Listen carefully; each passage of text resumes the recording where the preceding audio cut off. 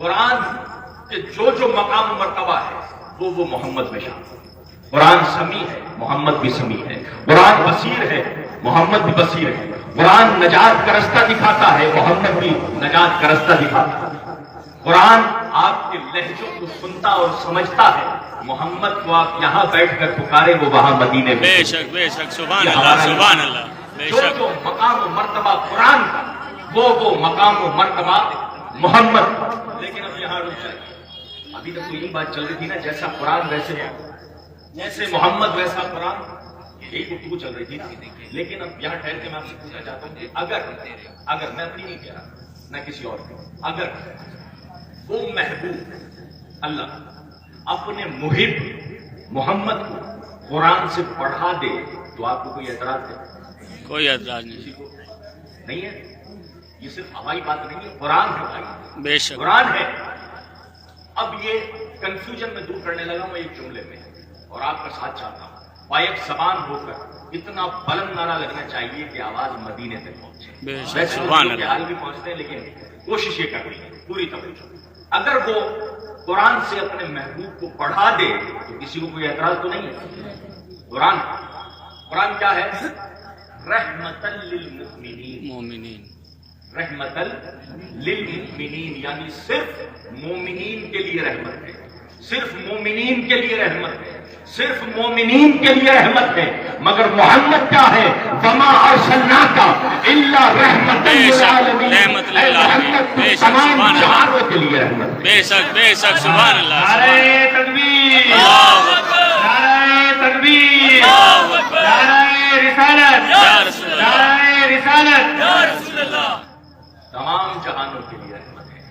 بے شک۔ اس مقام پر آ کر محمد آگے چلے گئے، قرآن اس مرتبے پہ نہ پہنچ سکا۔ کیوں؟ کیونکہ وہ نور لم یزل سے نکلا ہوا ایک نور ہے، وہ نور لم یلد سے نکلا ہوا ایک نور ہے جسے زوال نہیں، جس کا خاتمہ نہیں ہے۔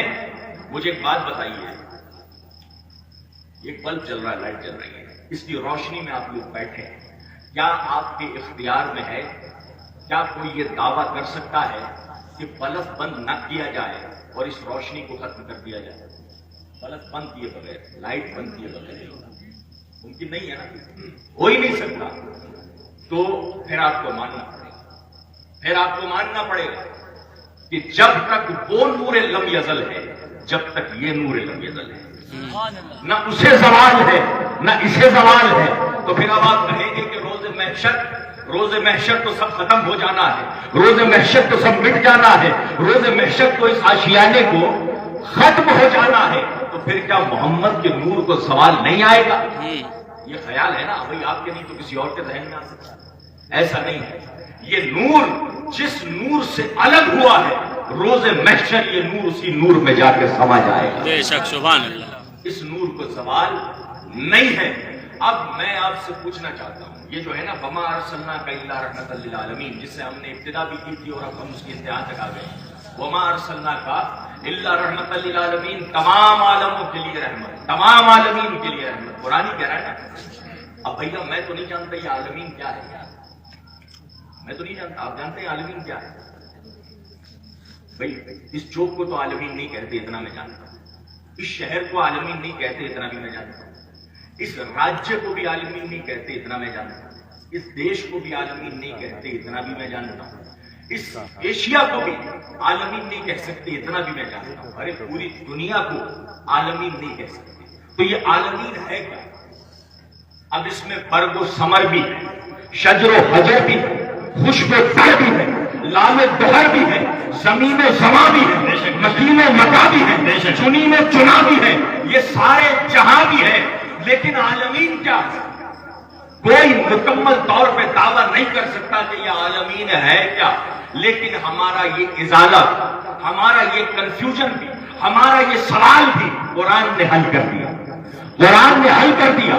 کھولیے قرآن اور کھولیے سورہ فاتحہ، بسم اللہ الرحمن الرحیم، الحمدللہ رب العالمین، الحمدللہ رب العالمین، الحمدللہ رب العالمین۔ کیا مطلب؟ وہ عالمین کا رب ہے، وہ عالمین کا رب ہے، اور وہ کہہ رہا ہے کہ وما ارسلنا الا इल्ला रहमतन लिल आलमीन।